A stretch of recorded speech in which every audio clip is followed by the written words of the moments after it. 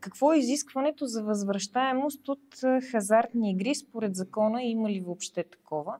Защото много често клиентите идват при мен и ми казват: аз знам, че шанса е малък, нали, може би процентно са настроени машините или както и да било. Със сигурност тези машини имат някакво изискване, има може би за тях как да бъдат настройвани, има някакъв регламент. Можете ли да ни кажете дали е посочено нещо от сорта?